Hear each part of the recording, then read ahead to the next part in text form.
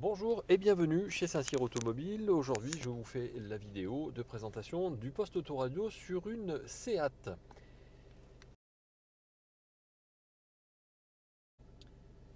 On va commencer donc par la radio. Alors la radio, c'est très simple. Vous avez donc un bouton ici radio. Vous appuyez dessus. Si vous appuyez deux fois, vous voyez apparaître les emplacements ici donc où vous pouvez donc mémoriser vos radios, c'est-à-dire que ici par exemple vous avez en numéro 1 Tamir Radio. Ici vous avez donc les petites flèches qui vous permettent d'aller donc d'une sélection à l'autre, et si vous appuyez donc une deuxième fois sur le bouton radio, vous avez donc toutes celles qui sont vides. Et donc si vous voulez donc mémoriser une radio, il vous suffira donc d'appuyer longtemps sur l'emplacement qui est vide, et puis donc vous avez la radio qui viendra se mémoriser à sa place. Si vous utilisez donc les flèches ici, on l'a vu, donc c'est pour passer donc d'une radio à une autre, mais en tout cas d'une mémoire à une autre. Vous pouvez appuyer donc sur le bouton manuel, et là vous allez pouvoir donc utiliser les petites flèches, enfin les petites flèches qui sont transformées en moins ou en plus, et qui vous permettent donc de choisir la fréquence manuellement de la radio. Donc si jamais vous connaissez la fréquence effectivement de la radio que vous souhaitez utiliser, vous allez le faire manuellement. Et ensuite vous pourrez donc la mémoriser. Si vous voulez changer donc ici de station, là on était en AM par exemple et vous voulez passer en FM, il suffira donc de choisir avec le bouton gamme, et puis donc pareil, vous allez utiliser le bouton manuel pour passer aussi d'une radio à l'autre de façon manuelle. Si vous appuyez sur le bouton station, là, vous aurez toutes vos stations qui seront classées par ordre donc alphabétique. Et donc, si vous cherchez par exemple le Chéri FM, forcément, il est en haut puisqu'il est avec le numéro C, enfin avec la lettre C. Si vous voyez la petite étoile à côté, ça veut dire que ça a déjà été mémorisé en fait en tant que nouvelle mémoire. Alors on va la retrouver donc forcément donc ici dans les mémoires, et donc vous avez dans les différentes mémoires ici, vous voyez Chéri FM, et c'est pour ça qu'on a vu la petite étoile. Enfin, vous avez le bouton tonalité qui vous permettra donc de régler donc le volume. Alors le volume des messages, pas seulement de la radio, des messages donc de la radio bien sûr, donc si jamais vous avez des messages qui vous sont envoyés, les instructions de navigation, Volume sonore des messages de navigation. la commande Volume vocale, sonore de la commande vocale. c'est lorsque vous appuyez sur le bouton voice qui est ici, ou le volume maxi lorsque vous rentrez dans le véhicule. C'est-à-dire qu'à chaque fois que vous allez rentrer dans votre voiture et que vous allez démarrer, vous lui demandez effectivement que même si vous avez coupé le moteur avec un volume maximum, d'avoir toujours le volume minimum qui se mettra en route au démarrage. Comme ça, vous ne serez pas surpris. Ensuite, vous avez donc l'équaliseur ici. L'équaliseur, c'est pour régler plus de basses, plus d'aigus, etc. Donc vous pouvez le réinitialiser donc ici. Vous faites marche arrière avec ça. Vous avez balance et fader, donc pour aller un peu plus à l'avant ou un petit peu plus à l'arrière. Vous avez des enfants par exemple à l'arrière qui sont en train de dormir, vous basculez tout vers l'avant. Ou vous êtes seulement le conducteur, vous pouvez basculer tout sur le conducteur. Et en appuyant ici, vous allez pouvoir remettre le système donc à zéro, donc le réinitialiser aussi. Vous faites marche arrière. Vous avez donc le sound focus, donc si jamais vous êtes tout seul dans le véhicule et que vous mettez donc conducteur, vous aurez les haut-parleurs qui vont s'ajuster pour que le son soit audible comme si c'était stéréo, même en étant côté conducteur, puisque en étant plus à gauche, forcément, vous avez donc le haut-parleur de gauche qui va être un petit peu moins performant et celui de droite un peu plus performant. Et ensuite, donc, vous avez donc le retour de son tactile à l'écran si jamais vous appuyez sur l'écran en cliquant sur ce petit bouton. Ensuite, vous avez le bouton réglage ici. Le bouton réglage ici, donc la tonalité, donc on revient donc en ce qu'on a vu tout à l'heure. Vous avez le scan qui va permettre en fait à la voiture de scanner toutes les radios qu'elle va trouver donc, et donc vous les faire apparaître les unes après les autres donc ici. Si vous rappuyez donc sur réglage, vous avez aussi donc le mode de recherche, donc liste mémorisée ou liste des stations. Alors je vous explique, je reviens en arrière. Quand vous êtes donc sur la station et que vous cliquez ici, vous passez donc d'une station à une autre. Donc ça, ce sont les stations en fait que la voiture aura trouvées, et donc elles vont défiler. Si jamais vous êtes dans les réglages et que vous lui demandez donc le mode de recherche soit plutôt les listes mémorisées, il va vous faire apparaître en fait toutes les listes. Voilà, les unes après les autres. Donc tout ce qui a été déjà mémorisé va passer d'une à l'autre. Voilà. Donc c'est à vous de choisir si vous voulez avoir une recherche active ou une recherche simplement sur les mémoires. Donc dans le réglage, Vous avez aussi donc le radioguidage que vous pouvez donc mettre en route ou pas. Donc quand c'est coché, ça veut dire que le radioguidage est en route et que si jamais l'information routière transite par votre radio va se couper pour vous donner l'information routière. Et si jamais vous êtes en train d'écouter la musique sur le Bluetooth ou sur la clé USB, ça coupe aussi pour pouvoir mettre donc le message de radioguidage.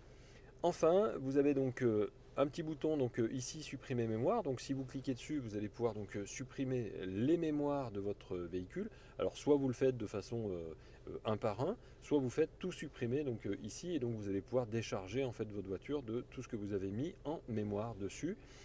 Alors à quoi ça sert? Uniquement si vous vendez votre voiture par exemple, ça peut permettre effectivement d'enlever finalement les données de votre véhicule. Pour les logos des stations, vous allez pouvoir effectivement voir tous les logos et les supprimer aussi. Enfin, le radiotexte, alors ça c'est si jamais votre véhicule est équipé d'un radiotexte et que la radio que vous écoutez est équipée d'un radiotexte, vous aurez le nom de la tune qui est en train de passer à la radio qui va s'inscrire sur votre écran. Et pour les réglages étendus, donc vous demandez effectivement une mémorisation automatique des logos des stations. Oui, je crois que c'est mieux, comme ça c'est plus facile à repérer sur quelle station vous êtes. La région pour le logo de la station, eh bien, on a dit que c'était la France, puisqu'on est en France. Le changement de fréquence automatique, ça veut dire que vous allez demander effectivement à ce que ça change automatiquement de fréquence. Et le RDS, en fait, c'est la même chose que le RDS régional. Euh, Lorsque vous êtes sur Chéri FM à Annonay et que vous partez sur Paris, eh bien Chéri FM va changer de fréquence. Là, ça se changera automatiquement pour garder toujours la même radio tout au long de votre parcours. Et puis donc le RDS régional, c'est pareil. Donc RDS, ça veut dire recherche des stations. Donc là, on lui demande que ce soit automatisé, c'est-à-dire que vous avez donc les recherches des radios, des grandes radios ou des radios simplement régionales. Là, vous demandez aussi d'avoir toutes les radios puisque les régionales sont cochées.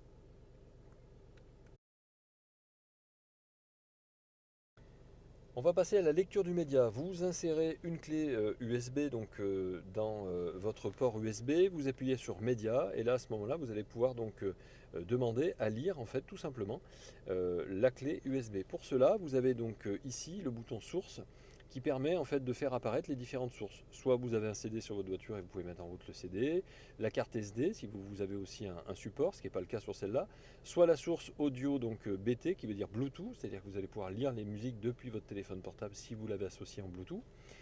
Auxiliaire, c'est la prise jack, donc pour pouvoir mettre un iPod, ou USB, donc c'est la clé USB. Et là, vous lisez donc toutes les musiques depuis votre clé USB et vous utilisez les petites flèches ici qui permettent de partir d'une tune et d'aller à la suivante. Vous avez aussi ici donc la possibilité de répéter donc la piste et puis ici vous pouvez mixer, c'est-à-dire avoir le shuffle, ce qu'on appelait avant, donc pour basculer automatiquement que la liste se fasse de façon aléatoire au niveau de la lecture. Ensuite ici vous avez sélection et là vous allez pouvoir rentrer en fait dans le cœur de votre clé USB et regarder tout ce que vous avez à l'intérieur. Et à l'intérieur vous avez donc cette chanson, vous cliquez dessus et ça la lance automatiquement.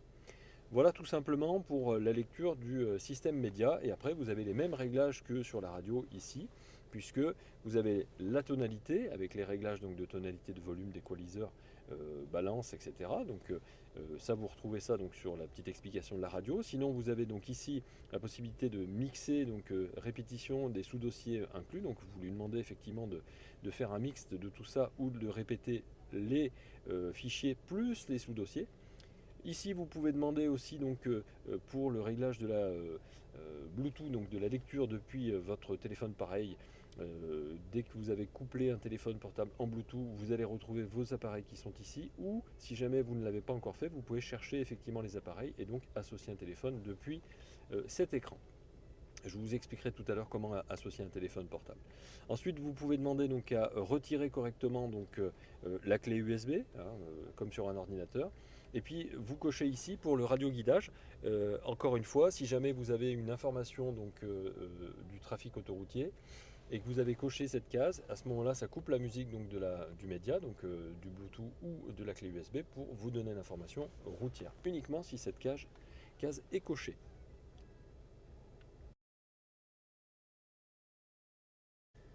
Alors on va passer au bouton Voice. Alors le bouton Voice, quand vous appuyez dessus, vous avez une petite tonalité qui vous dit bon qu'est-ce que vous me demandez finalement au fond.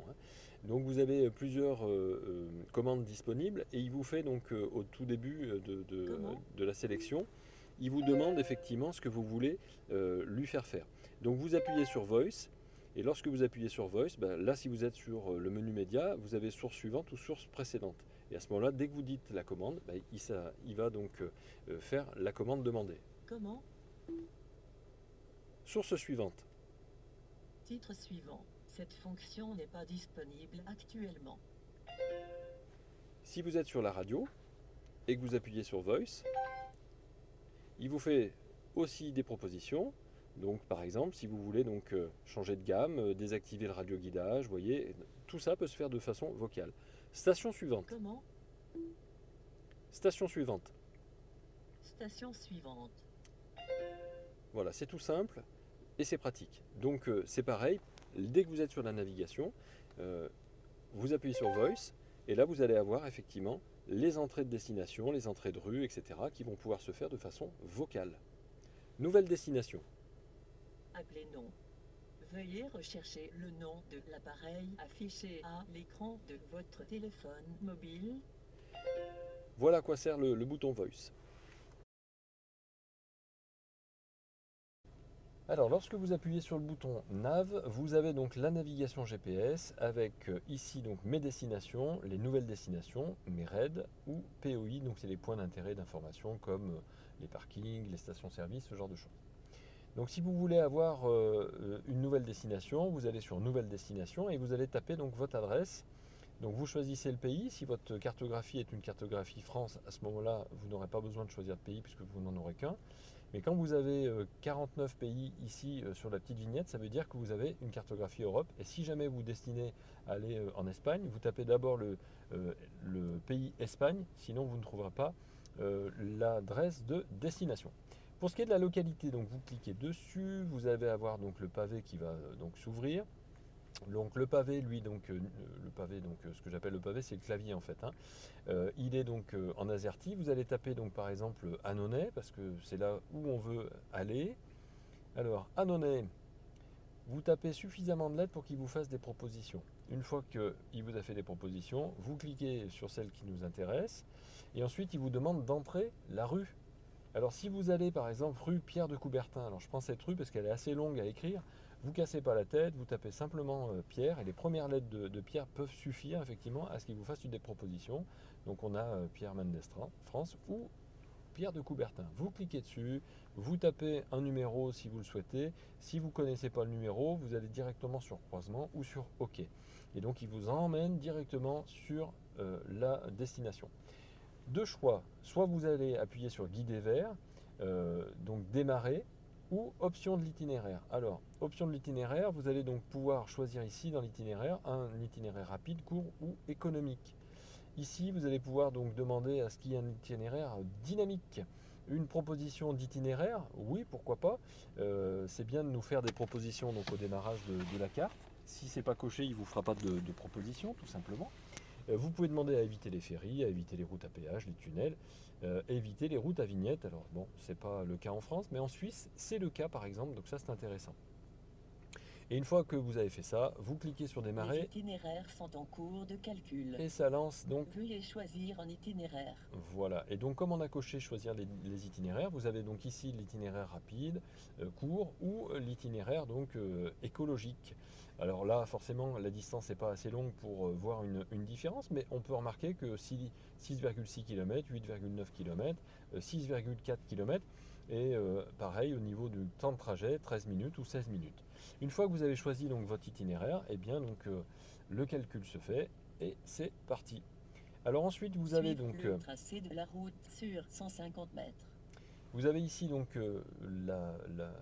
l'altitude à laquelle nous nous trouvons. Vous avez ici, si vous cliquez dessus, le nord toujours au nord, ou alors la voiture effectivement toujours ici, et donc c'est la route qui va défiler devant nous, et la voiture ne bougera pas. Ici vous avez une coche pour la carte automatique, donc le zoom automatique, donc vous avez une carte qui est très éloignée, et lorsque vous allez vous approcher d'un rond-point ou d'un croisement, la carte va automatiquement faire le zoom, donc vous vous occupez de rien, ça c'est intéressant. Ensuite vous avez ici la petite possibilité donc de mettre une carte en auto, c'est-à-dire soit en jour, soit en nuit, soit en auto, c'est-à-dire que dès que les feux s'allument, ça se met en nuit automatiquement. en 3 dimensions ou en 2 dimensions. Là, on est passé donc en 3 dimensions.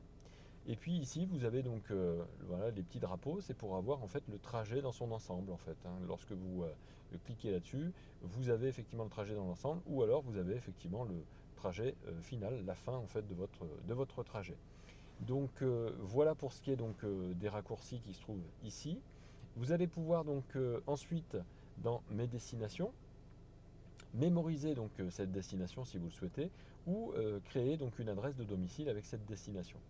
En ce qui concerne l'itinéraire, quand vous cliquez dessus, vous pouvez donc stopper le guidage, donc arrêter donc le guidage, ou créer une nouvelle étape. C'est-à-dire que là, je veux aller effectivement à Annonay, mais d'abord, je veux aller à la station-service. Et c'est là où on va démarrer donc une nouvelle destination, en fait, par rapport à une autre localité. Alors, par exemple, là, on veut aller à Davézieux parce que je veux aller mettre du carburant à Davézieux. Et ben, je crée donc ma demande. Et donc là, il me propose Davézieux, etc. Donc vous l'avez compris, c'est la même chose que tout à l'heure. Là, je vais mettre centre, je ne vais pas mettre la rue.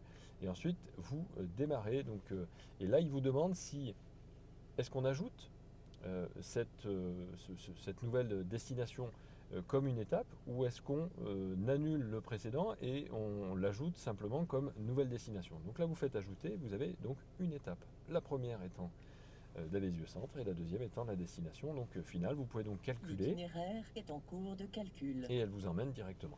Donc pareil que tout à l'heure, hein, si vous voulez stopper, vous stoppez le guidage ici. Mètres. Et voilà, vous avez stoppé votre guidage. Maintenant, si vous voulez retourner aux destinations précédentes, alors vous allez dans mes destinations, et puis vous allez donc ici dans destination, et là vous verrez apparaître voilà, donc les deux destinations qu'on a tout à l'heure utilisées, donc il n'y aura pas besoin de les retaper. Ensuite, vous avez donc les POI, donc les points d'intérêt d'information. Donc là, il vous propose donc station-service, parking, restaurant, c'est ce qu'on cherche le plus, mais on peut en avoir plein d'autres. Il suffit d'appuyer sur autre.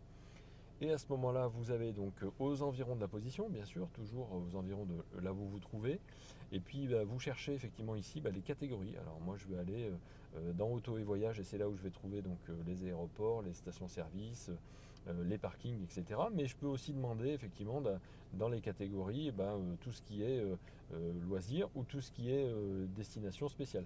Mais dans les catégories, vous pouvez choisir aussi par ordre alphabétique. Si jamais vous cherchez un hôpital, vous savez que vous allez aller jusqu'au H, et là vous avez donc les hôpitaux. Il vous donnera donc tout simplement l'adresse des hôpitaux les plus proches de là où vous vous trouvez. Ça, c'est vraiment intéressant, parce que si vous ne connaissez pas l'adresse, ma foi, lui il la connaît pour vous et il vous emmène.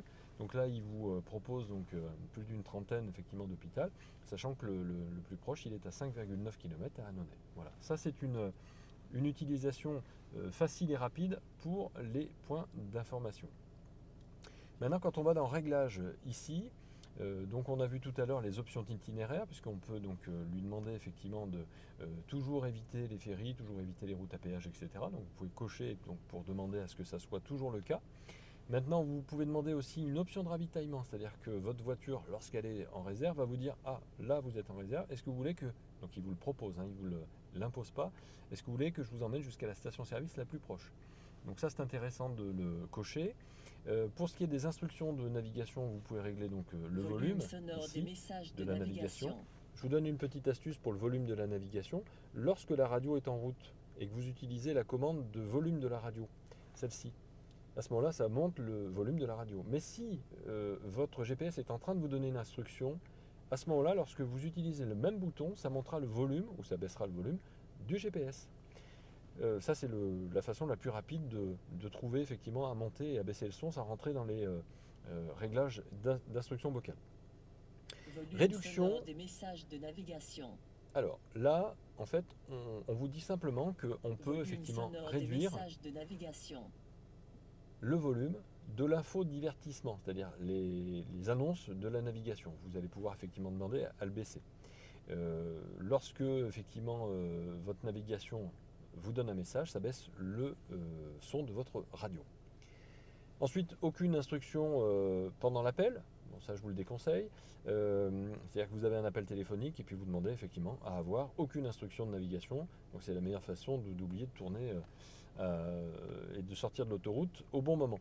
Remarque donc mes destinations spéciales, effectivement, de le cocher, c'est pas mal parce que si vous avez mis des destinations spéciales, vous en serez informé Ça c'est intéressant. Et ensuite donc pour ce qui est donc des réglages étendus, ce qu'on a vu tout à l'heure, le temps qui était marqué donc sur le côté de la carte, vous pouvez demander donc l'heure d'arrivée ou la durée du trajet. Vous pouvez demander aussi donc la destination ou une nouvelle étape. Vous pouvez demander donc à être informé si vous passez une frontière, à avoir un mode de démo, ça c'est pas utile.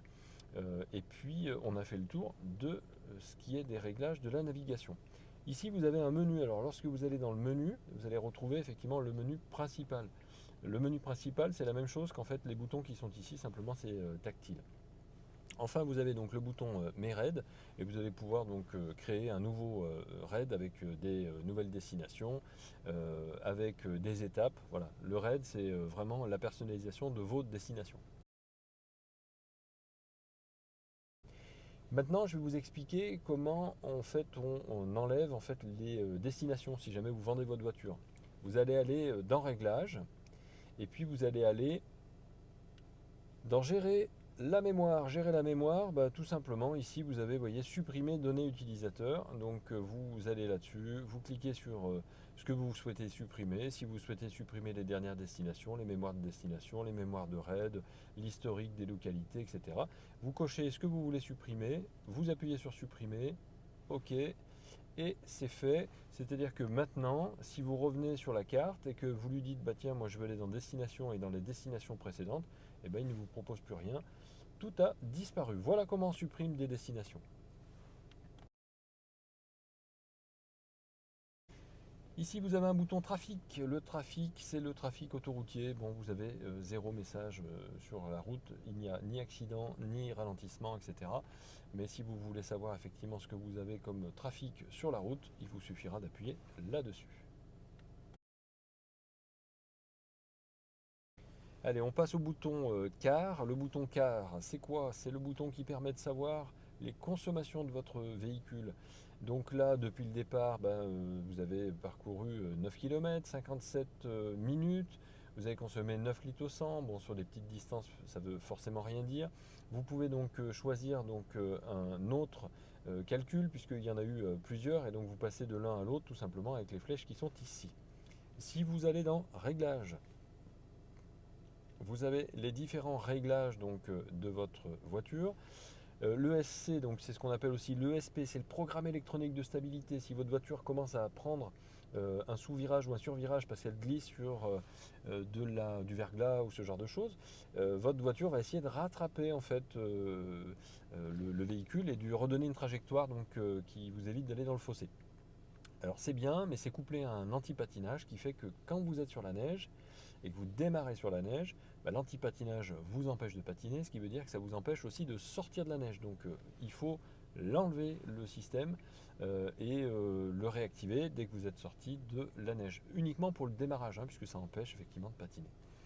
Pour les pneumatiques, lorsque votre voiture est équipée comme celle-ci d'une alerte de pression de pneus, à ce moment-là, donc vous lui demandez ici de faire un set, c'est-à-dire que vous avez fait la pression de vos pneumatiques, vous demandez à ce que cette pression soit la référence et à partir de ce moment-là, vous avez votre voiture qui va vous signaler si vous avez une crevaison par rapport à cette pression-là. C'est-à-dire que si vous avez 2,4 kg dans les pneus et qu'il y a une perte de pression, comme vous l'avez mis à 0 à 2,4 kg, si à 2,2 kg il considère que c'est pas assez de pression, il vous signalera effectivement une crevaison avec ce petit message en orange sur votre tableau de bord. Pneus d'hiver. Alors pneus d'hiver, c'est si vous avez des roues neige, vous pouvez lui demander effectivement ici de vous alerter si vous dépassez une certaine vitesse, parce que vous savez que quand on a des pneus hiver, normalement on n'est pas censé rouler aussi vite que les pneus route. Maintenant, comme on est en France et que la limitation c'est 130 km/h et qu'avec des pneus neige il ne faut pas dépasser les 180, autant dire que ça ne sert à rien. Retour, vous avez ici le système d'aide à la conduite qui est activé. Donc c'est quoi? C'est le système de détection de fatigue. Alors c'est pas une caméra qui vise vos yeux comme dans les science-fiction, c'est simplement le fait que si votre voiture commence à virer à droite à gauche, votre voiture considère que vous avez un manque d'attention et donc il vous signale de vous arrêter avec une petite musique pour vous réveiller. Éclairage, ici vous avez donc l'heure enclenchée moyenne. Alors votre voiture est équipée d'un éclairage automatique. Ça veut dire que dès qu'il fait nuit, les feux s'allument tout seuls. Mais vous lui demandez d'enclencher ça de façon plutôt assez tôt, c'est-à-dire entre chien et loup, ou plutôt assez tard quand il fait vraiment nuit. Bon, moi le mieux c'est moyenne. Éclairage automatique en cas de pluie, c'est-à-dire que si vous avez les essuie-glaces qui se mettent en route plus de 3 fois et que vous avez coché cette case, ils se mettront automatiquement en route les feux. C'est-à-dire qu'à partir du moment où vous avez mis les essuie-glaces, ça veut dire qu'il pleut. S'il pleut, on se voit moins bien, donc forcément ça mettra aussi les feux en route. Clignotant confort, pareil, ça vous fera des bruits de clignotant un petit peu plus importants. Si vous les avez oubliés, s'ils continuent à faire tic-tic parce que vous êtes sur l'autoroute et que vous n'avez pas entendu, ben, ça augmentera un petit peu le son. Éclairage des instruments, donc du tableau de bord. Vous pouvez demander donc à avoir effectivement ici un éclairage donc plus ou moins brillant hein, pour la nuit. Coming home et living home, donc 10 secondes. Alors là, vous avez un timer, vous allez pouvoir aller jusqu'à 30 secondes. Pourquoi? Pour dire à votre voiture de laisser les feux allumés pendant 15 secondes, 20 secondes, 30 secondes, à partir du moment où vous avez fermé votre voiture à distance. Pareil pour l'éclairage intérieur, living home, ça veut dire l'éclairage en fait intérieur de bienvenue. Ça veut dire que dès que vous ouvrez votre voiture, hop, sans avoir ouvert la porte, la voiture va s'allumer et pareil, elle va attendre 10 secondes une fois que vous l'avez fermée pour pouvoir s'éteindre. Voilà à quoi ça sert. Ensuite, vous avez les rétroviseurs et essuie-glaces. Alors, vous allez donc demander ici à avoir le balayage automatique de l'essuie-glace arrière en cas de pluie. C'est-à-dire que si vos essuie-glaces avant sont en route et que vous passez la marche arrière, les essuie-glaces arrière vont se mettre en route automatiquement. Essuie-glace donc en marche arrière et balayage automatique en cas de pluie. C'est donc l'essuie-glace donc à l'avant qui est automatisé, qui vous permet effectivement, si jamais il y a de la pluie qui tombe sur le pare-brise, d'avoir un déclenchement automatique. On descend le petit ascenseur, là, ouverture et fermeture des portes, donc déverrouillage des portes, toutes les portes, c'est-à-dire qu'avec votre télécommande vous déverrouillez bien sûr toutes les portes, mais vous pouvez déverrouiller seulement le conducteur ou un côté du véhicule. Alors ça c'est quand on habite dans des grandes villes et qu'on n'a pas envie effectivement que quelqu'un puisse rentrer dans la voiture alors qu'on a ouvert simplement notre porte conducteur et qu'on est tout seul. Ensuite, combiner instruments, donc ici vous allez donc demander lorsque vous êtes dans l'ordinateur de bord, ce qu'on a vu tout à l'heure, la consommation actuelle, la consommation moyenne, enfin voilà, vous cochez ce que vous avez envie effectivement de faire apparaître à l'écran dans votre ordinateur de bord. Allez, la date et l'heure, source horaire manuelle, puisque sinon on peut lui demander effectivement d'avoir la source horaire qui est le GPS. Et bien voilà, la date se met tout seul, l'heure se met tout seul, et vous lui demandez aussi un passage automatique en heure d'été ou en heure d'hiver. Voilà. Sinon, ben, vous êtes en manuel et à ce moment-là, vous allez donc vous taper l'heure à laquelle il est et pareil pour l'heure d'été, l'heure d'hiver, vous pouvez demander effectivement. Le fuseau horaire, ben, là en l'occurrence, il vaut mieux faire +1 parce que c'est le Paris. Et puis pour la date, ben, vous voyez, 22 février 2023, là on est à la bonne date, il n'y a pas de souci. Et puis ensuite, vous avez le format de date, format à l'américaine, ou format donc à l'européenne, à la française. Ensuite, ici, vous avez les unités. Pareil, si demain vous décidez d'aller à Londres, vous pouvez passer vos distances donc, en miles. Donc ça vous permettra de mieux comprendre effectivement la circulation de là-bas, la température donc en degrés ou en Fahrenheit, le volume. Donc pareil, vous pouvez demander donc à avoir des gallons. Gallon US donc américain, gallon donc anglais. Gallon, ça fait à peu près, je vais vous dire une bêtise, mais c'est un peu plus de 2 litres, entre 2 et 5 litres. Voilà. C'est-à-dire que si à la pompe, effectivement, vous avez des gallons qui sont affichés et que le prix est au gallon, bah, ça veut dire que vous avez entre 2 et 5 litres. Mais il faudrait que je regarde ça d'ailleurs. Ça m'intéresse. Et la pression, donc en bar ou en PSI ou en kilo. Donc vous pouvez donc choisir aussi donc, la pression des pneumatiques. Voilà. Et enfin, donc ici vous avez le service.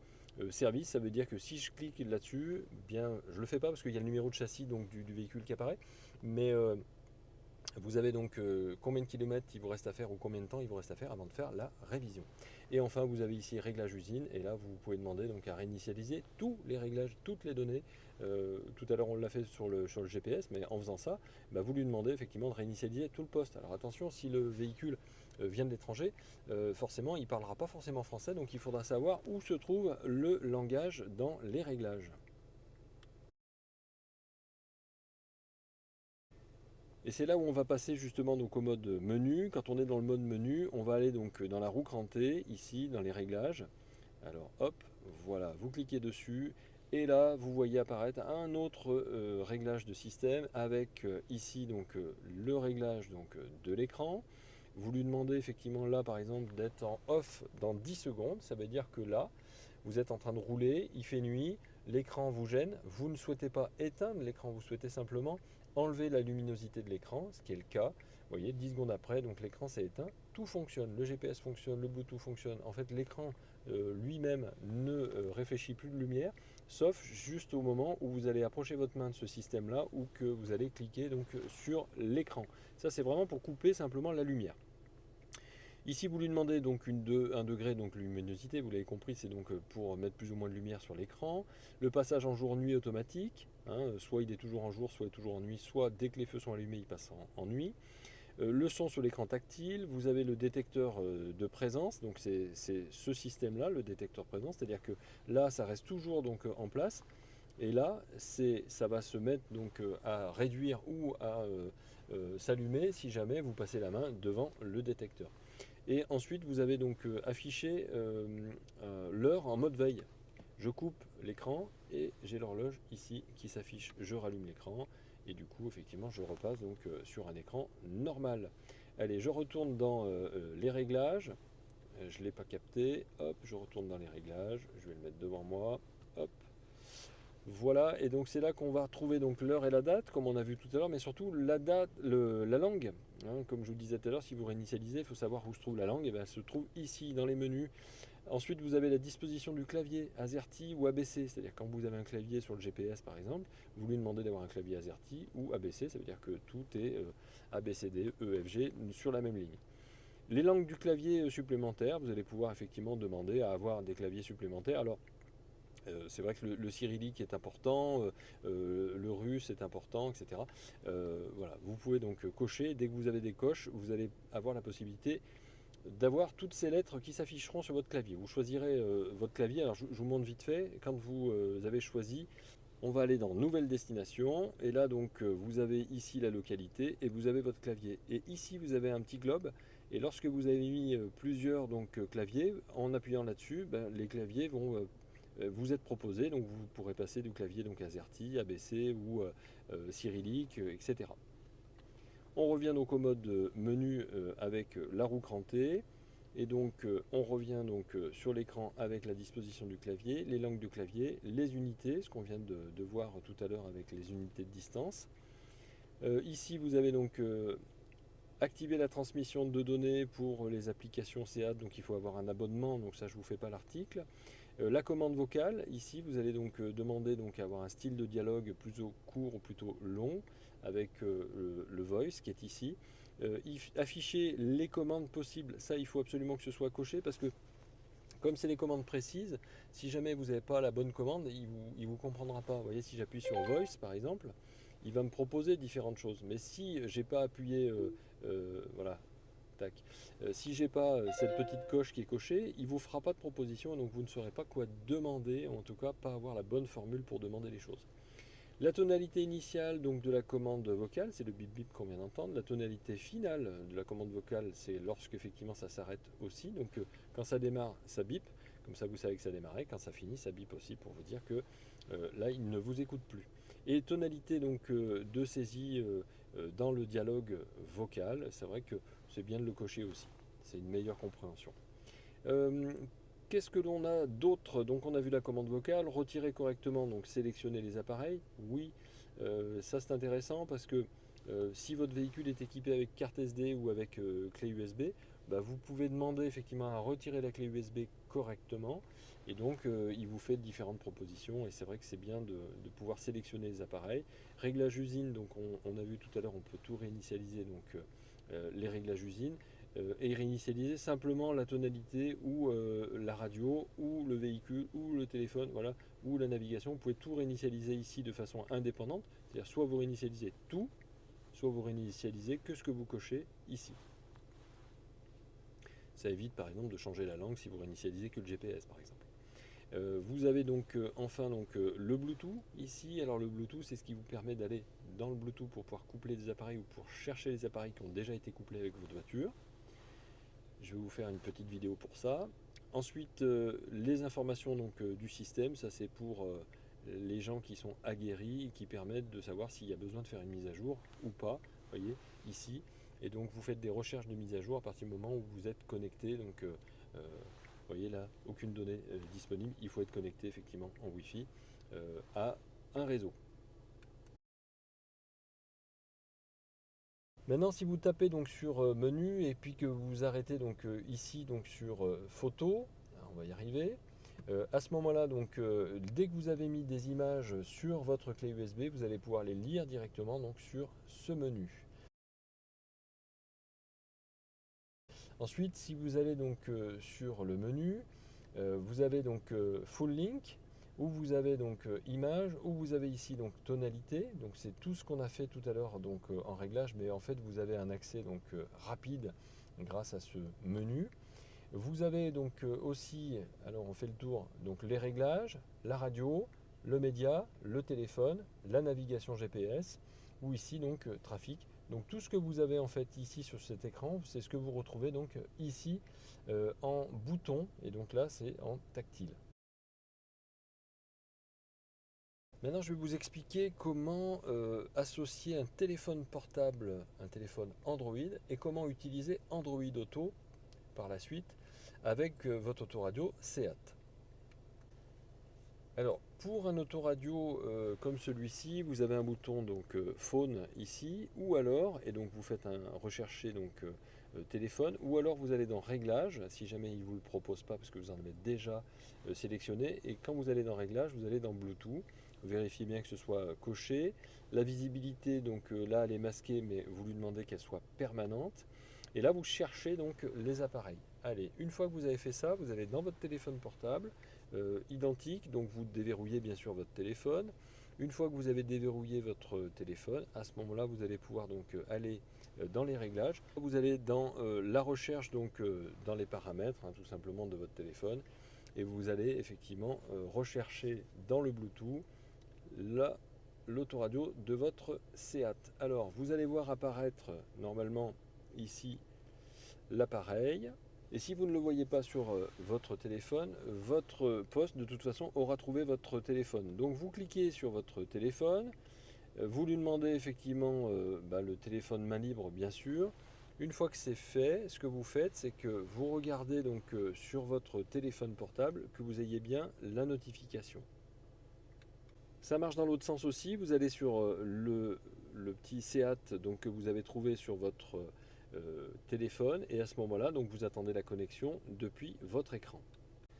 La connexion, c'est ça, donc vous établissez effectivement la connexion, vous dites oui parce qu'il vous a envoyé donc un numéro, vous dites associé sur votre téléphone, et vous attendez que ça se fasse. Voilà, c'est fait, votre téléphone il est associé.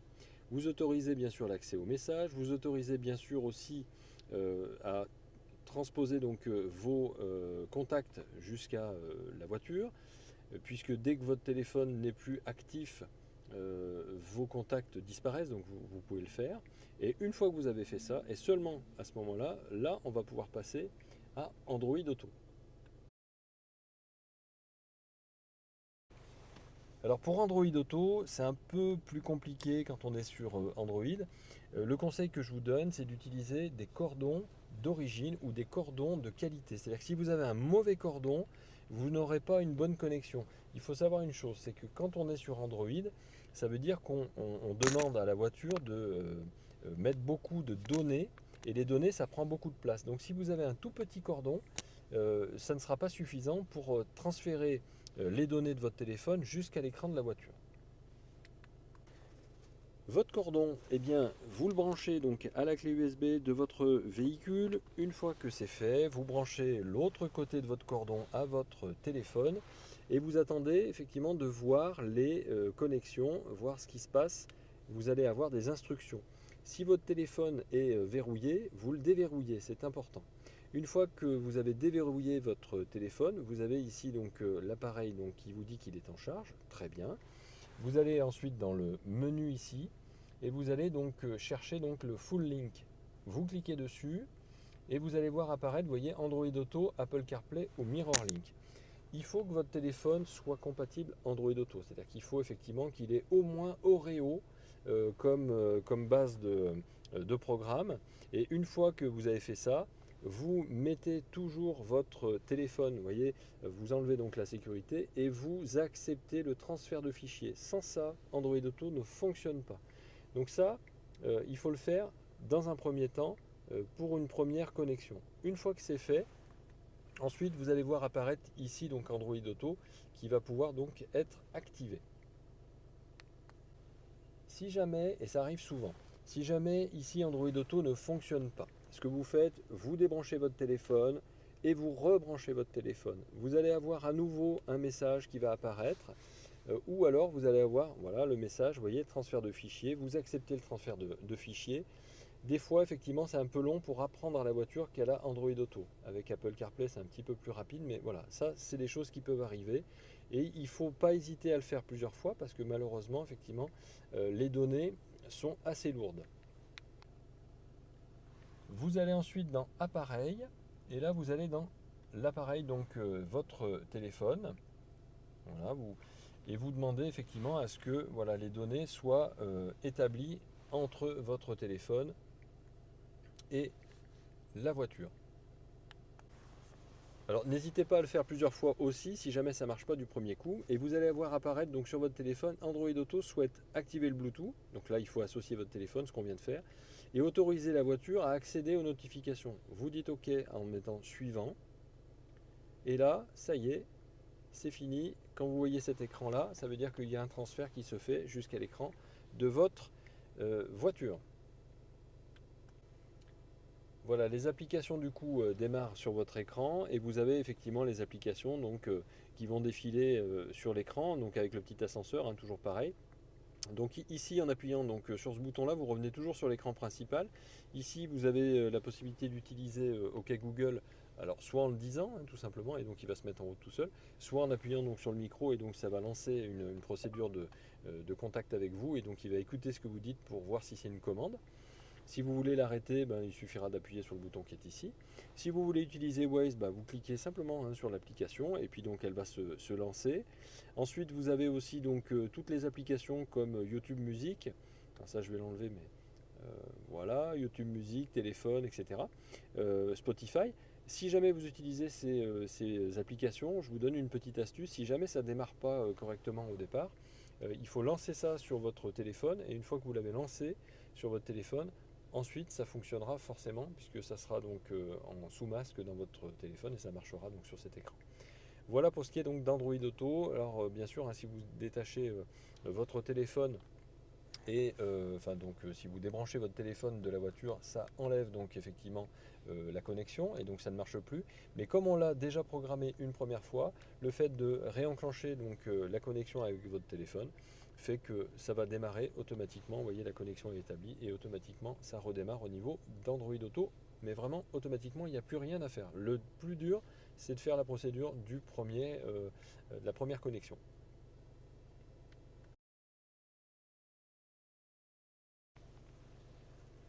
Maintenant, je vous explique comment faire pour utiliser donc, Apple CarPlay hein, sur cette autoradio Seat.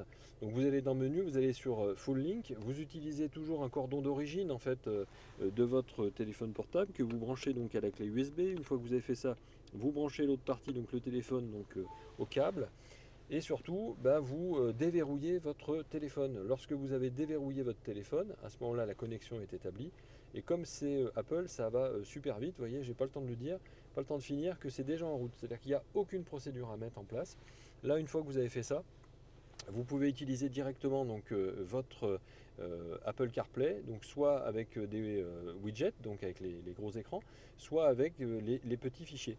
Donc ici vous avez les icônes donc, pour le téléphone et donc ça marche vraiment comme sur votre téléphone portable. Vous avez vos contacts, votre clavier. Vous avez ici les messages donc que vous allez pouvoir rédiger de façon vocale, puisque c'est Siri effectivement qui vous demande à qui vous envoyez un message et ensuite vous le dites de façon vocale. Ensuite, vous avez Plan, bien sûr, Waze, enfin tous les systèmes en fait, qui utilisent des données data, bien sûr, hein, mais comme Waze ou comme les autres systèmes. Et puis vous avez bien sûr aussi donc, Amazon Music, Spotify, Google, enfin vous pouvez utiliser effectivement tous les systèmes.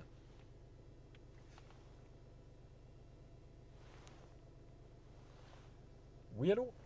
Alors, bonjour monsieur, je suis madame Collet. Oui, bonjour. Je vous avais eu la dernière fois au sujet de ma fille qui avait des problèmes Oui, Chris, oui, alors, en fait, je suis avec elle là, actuellement. d'accord.